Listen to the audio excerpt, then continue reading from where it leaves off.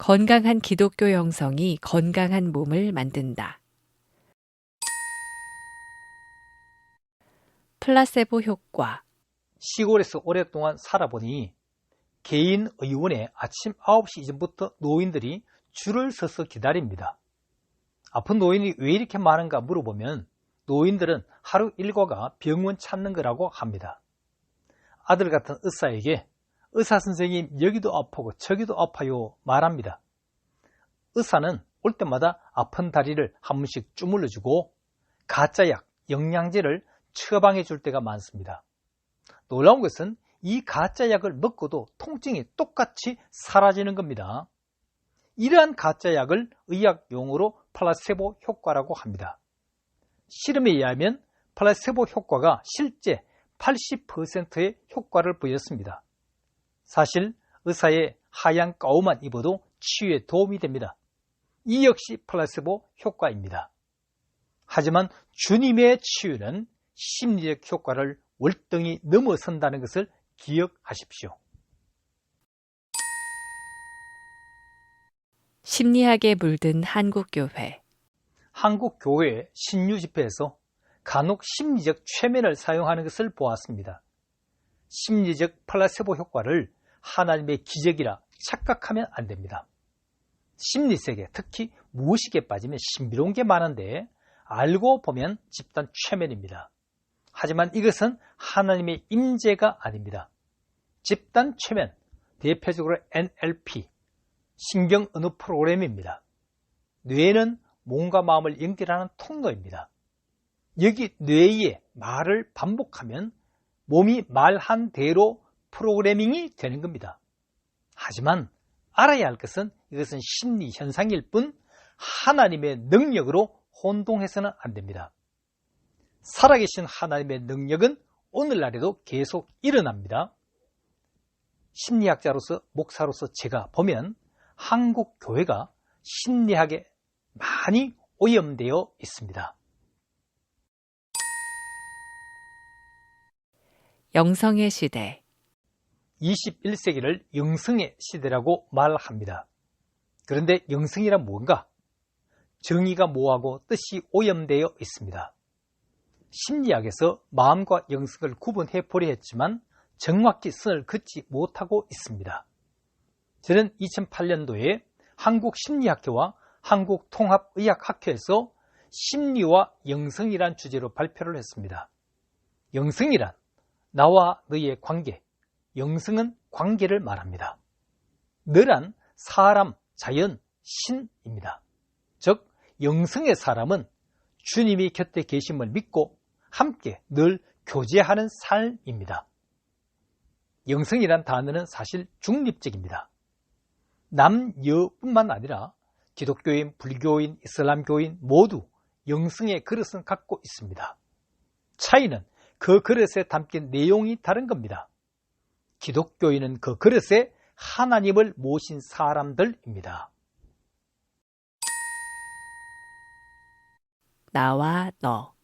이스라엘의 랍비 마틴 부버는 인간이 세상에서 만나면 크게 세 가지, 첫째는 자연, 둘째는 사람, 셋째는 하나님이라 했습니다. 그리고 만남의 방법도 두 가지, 나와 너, I, you의 인격적 만남과 나와 그것, I, it로 비인격적 만남이라 했습니다. 제가 여러분을 you로 아니라 그것으로 대하면 기분이 어떨까요? 기분 나쁘죠? 이 사람 날 이용하려는구나. 비인격 관계는 금방 깨어집니다. 문제는 평소 사람 관계를 그것으로 이용하는 사람은 하나님도 비인격적으로 이용 관계로 맺는다는 겁니다. 말은 주여 주여 하는데 가만 보면 자기가 주인이고 하나님을 종 부리듯 합니다. 내가 금식 기도했으니 하나님 성공 수표 사인해 주십시오 말합니다. 겉으로는 신앙심이 좋은 것 같지만 알고 보면 바리새인들입니다. 잘못된 영성. 심신의학에서 잘못된 영성을 가지면 치료와 회복에 나쁜 영향을 줍니다. 예를 들어 이승의 삶은 덧없는 것이라며 허무주의 운명설에 빠지는 겁니다. 기독교 중에 하나님이 내게 벌로 병을 내렸다며 율법적 죄책감에 빠지는 자가 있습니다. 하나님과 관계가 인격적이라면 죄책감이 아니라 회개의 자리로 나갑니다. 가룟 유다는 죄책감에 빠졌지만은 베드로는 회개의 자리로 나갔습니다. 정제적 율법 신앙이 아니라 회개로 용서받는 복음적 신앙의 자리입니다. 외견상 독실한 종교인 같아 보여도 실제적으로는 영적이지 못한 사람이 있습니다. 영성의 핵심은 관계입니다. 건강한 영성은 나와 너의 인격적인 관계입니다.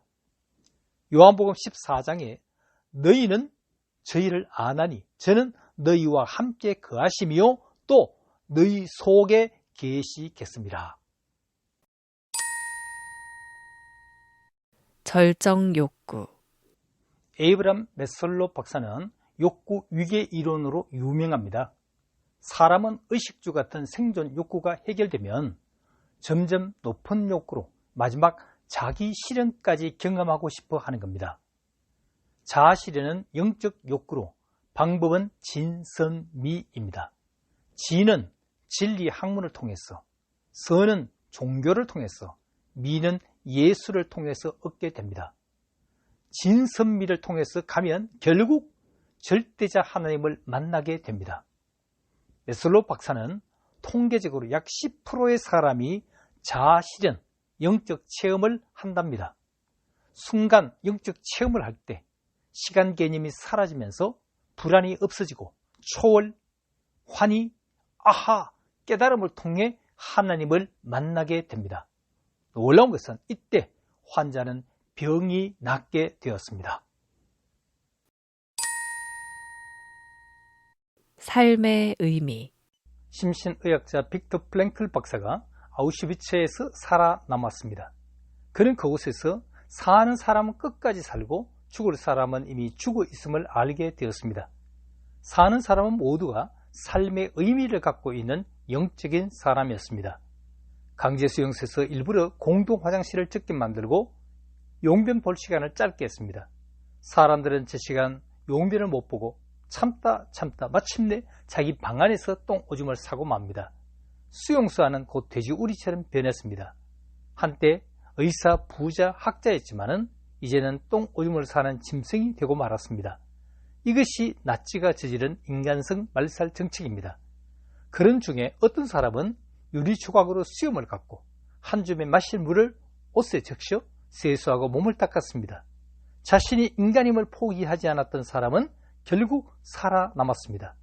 이것이 인간만이 갖고 있는 영성의 힘입니다.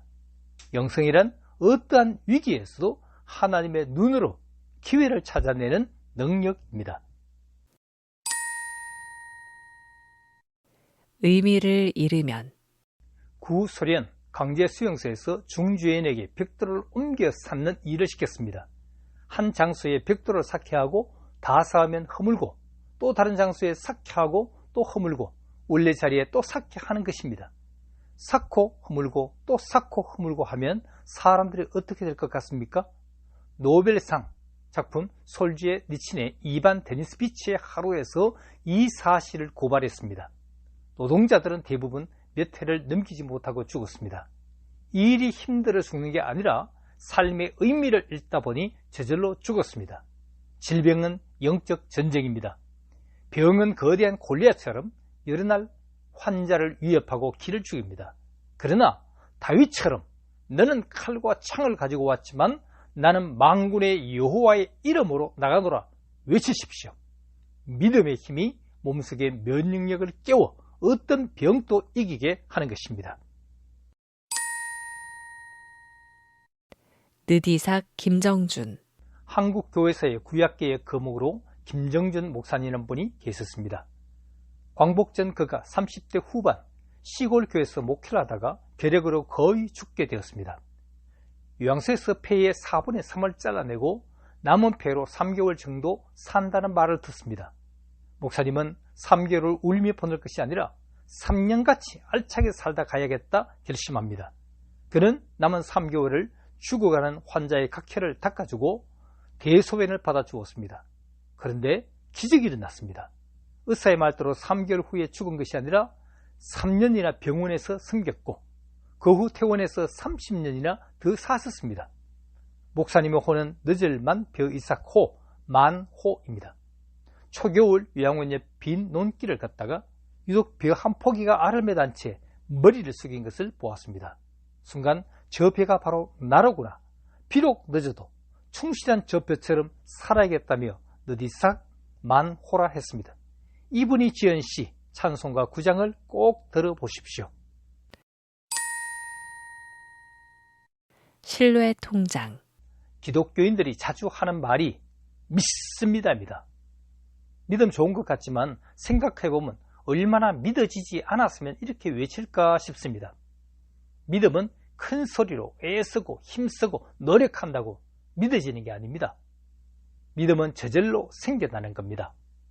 믿음이란 관계적인 용어로 둘 사이의 만남을 통해 점점 커지는 것입니다. 사람과 사람 간에도 오랜 세월 믿음이 쌓여가지만 어쩌다 믿음이 깨지면 다음부터 이 사람 조심해야겠어 라 관계가 멀어집니다. 신뢰 통장이 있다면 어떤 사람은 신뢰 플러스 어떤 사람은 마이너스입니다. 하나님을 믿는 믿음도 꼭 마찬가지입니다. 믿음은 하나님과의 관계를 맺다 보면 저절로 생겨나는 선물입니다. 여러분은 하나님과의 신뢰 통장에 얼마나 정립되어 있습니까? 바리새인. 보이지 않는 방어벽으로 신앙생활을 해온 바리새인들이 있었습니다. 그들은 겉보기로는 가장 종교적인 사람이었습니다. 주일 성수, 구제 봉사, 완벽한 11조, 많은 기도 시간, 사람들 보기에도 완벽했습니다. 그러나 중심을 보시는 하나님의 눈에는 가면 무도회를 하는 사람들입니다. 겉과 속이 너무나 다른 회칠한 무덤이었습니다. 하나님은 사람의 중심을 보시기에 속일 수가 없는 것입니다. 예수께서 너희는 바리새인보다 낫지 않고는 결단코 천국에 들어갈 수가 없느니라 선언하셨습니다. 회칠한 무덤을 벗고 나오지 못하면 수십 년을 믿어도 하나님을 만날 수도 없고 천국 백성이 될 수도 없다는 말입니다. 하나님과 신뢰 통장에 여러분은 신뢰가 플러스입니까? 아니면 마이너스입니까? 신뢰가 플러스라면 얼마나 정립되어 있는지 확인해 보십시오.